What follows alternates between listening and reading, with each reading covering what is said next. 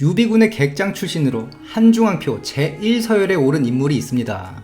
참고로 한중왕표는 유비가 한중왕을 자처하면서 헌제에게 올린 표문을 말하는데 원문은 영상 아래 의역하여 남겨놓겠습니다. 표문에 나오는 이름의 순서가 왜 중요하냐면 당시의 서열 또는 군주가 중요하게 생각하는 인물 순위를 엿볼 수 있기 때문인데요. 그딴 이름 순서가 왜 중요하냐 반문할 수 있겠지만 당시 조조가 장군들을 승진시킨 표문에서 같은 등급의 장군직이라도 이름을 올린 순위를 참고함으로써 악진이 장료보다 서열이 높았구나를 유추할 수 있는 것처럼 사실 지금도 이러한 문화가 일부 남아서인지 회사에서 메일 보낼 때 높은 간부는 CC에서 맨 앞이나 맨 뒤에 넣지 중간에 넣지 않는 관습이 있지 않습니까? 하물며 황제에게 올리는 표문의 신하들 이름 순서는 당시 시대적, 문화적 상황을 봐도 큰 의미가 있는 것입니다. 참고로 한중왕표의 두 번째는 법정이 유비한테 정치적으로 이용하자고 한 허정이고 제갈량은 5번째, 그 다음 관우, 장비, 황충순, 법정이 10번째, 이염이 11번째고 우리의 조우는 이름을 올리지 못하고 외 120명이 포함되었습니다. 첫 번째 이름을 올린 인물이 바로 마초인데요. 오늘 손찬이 형은 마초에 대해 알아보면서 유비는 왜 뒤늦게 진영에 합류한 마초를 공신서열이나 다름없는 한중왕표에 이름 첫 번째 올렸는지 영상 후반부에 나름의 해석과 흥미로운 내용을 첨부할 예정이니 영상 끝까지 시청 부탁드립니다. 마초는 자가 맹기이고 이복파사, 즉 2명의 복파장군 중 한 명인 마원의 후손입니다. 마초가 어릴 때 아버지 마등은 한수와 손잡고 거병을 하는데요. 동탁이 죽고 이각 곽사가 장안을 치는 등 혼란한 틈을 타 마등과 한수는 장안으로 진격하는데 이때 유언이 은밀히 이들을 지원하다가 일이 잘못돼서 두 아들을 잃죠. 장안 습격 작전이 실패한 마등과 한수는 다시 근거지로 후퇴하는데요. 이때 이각과 곽사 휘하에 종묘가 있었습니다. 네, 글 잘 쓴다는 그 종묘입니다. 종회의 부친이기도 하죠. 참고로 원나라 오진이었나요? 장비가 종묘보다 글을 잘 썼다. 종묘가 당대의 명필이었거든요. 물론 오진이 장익덕사에 이렇게 쓴 건 풍자적 내용 같긴 합니다. 다만 장비 무덤 발굴 시에 글씨가 몇 개 발견됐는데 이게 장비가 직접 쓴 거라는 겁니다. 수준이 상당히 높다 그래요. 그래서 이게 풍자가 아닐 수도. 힘전무죠. 근데 이게 또 중국에서만 나온 뉴스라 진위 여부는 저도 확인 못했습니다만 나중에 장비편 할 때 이거 진위 여부 확인 좀 하고 들어가겠습니다. 주변에 중국 사람 있거든요. 삼국지는 잘 모르긴 하지만 아무튼 이 종료가 헌제를 낙양으로 빼돌리고 이각과 곽사가 패망하는데 종료는 이미 조조에게 갈아탄 상태였죠. 그 조조 휘하의 종료가 마등을 회유해서 벼슬 줄 테니까 도성으로 들어와서 살아라 그러죠. 마침 마등은 또 한수랑 사이가 틀어져서 마등은 위위에 임명되고 마등의 병권은 마초가 맡게 됩니다. 이게 마등의 불행의 시작이었죠. 보통 자식이 수도로 볼모로 가는데 반대로 아버지가 볼모로, 그것도 제 발로 간 모양새거든요. 사실상 양주 일대의 병권을 완전 포기했어야 됐거나 아예 제안을 받아들이면 안 되는 거였습니다.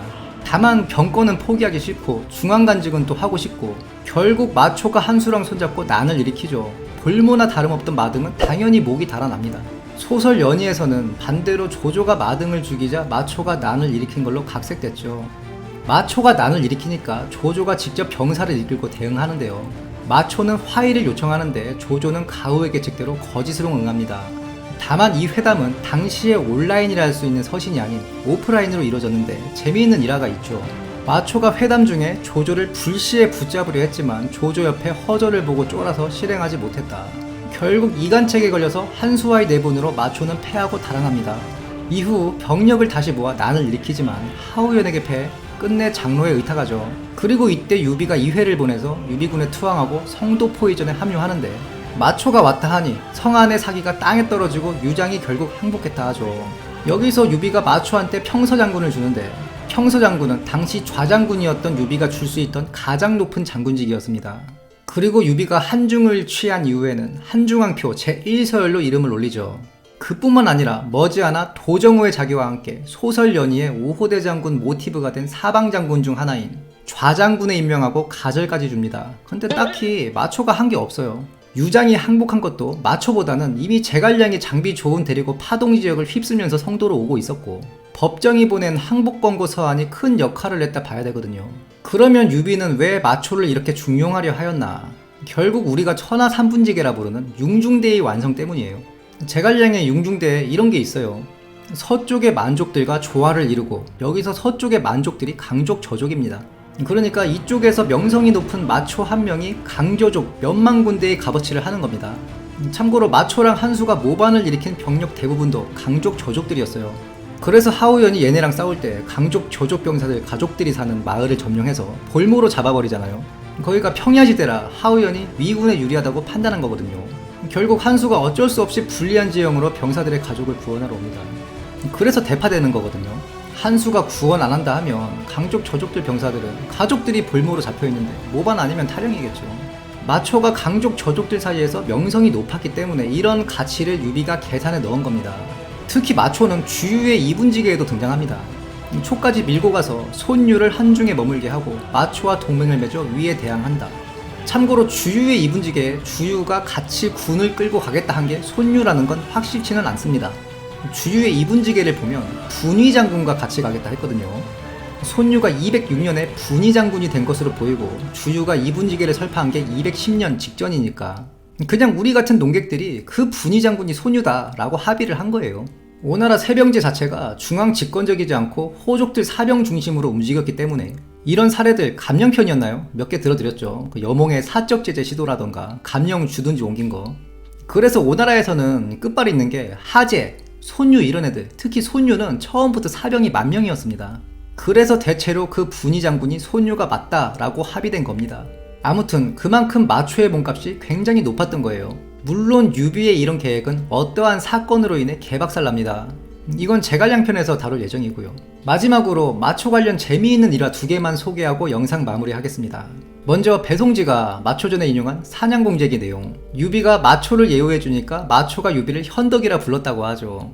군신관계에서 군주의 자를 부르는 건 큰 신뢰였기 때문에 관우와 장비가 벼르고 있다가 유비 뒤에서 칼을 들고 마초를 노려보고 있으니 마초가 쫄아서 다시는 유비의 자를 부르지 않았다는 일화입니다.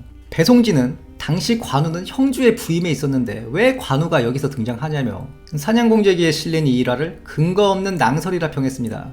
물론 마초의 부임지가 임조로 관우의 치소였던 공안이랑 가까웠고 형주를 둔 오하의 대립에서 유비가 병력 5만을 이끌고 공안에 주둔한 이력이 있기 때문에 유비, 관우, 장비, 마초가 한자리에 모일 수 있었으므로 이 일화는 실화다라는 주장이 있습니다.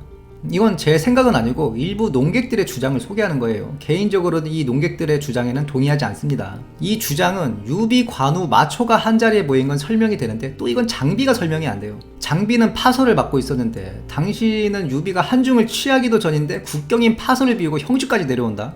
설명이 잘 안 되죠. 진실은 저 너머에. 원래 우리 같은 농객들은 그 삼국지에 미치다 보면 이런 시덥잖은 것도 상대성 이론 마냥 분석하려 드는 거죠. 두 번째 일화는 역시 배송지가 위략을 인용한 내용인데요. 바로 그 여맹가의 일기토. 마등과 한수가 반복했을 때 마초가 한수의 부하 여맹가 일기토를 붙는데요. 마초가 정사에서 일기토 기록이 있는 몇 안 되는 장수인데 집니다. 여맹이 마초를 공격하다 창이 부러졌는데 부러진 창대로 마초의 목을 겨냥해서 거의 죽음에 이르게 했다라는 거거든요. 이것에 대해서도 왈가왈부가 많은데 여맹이라는 사람이 정사에는 안 나오고 위략에만 나오거든요.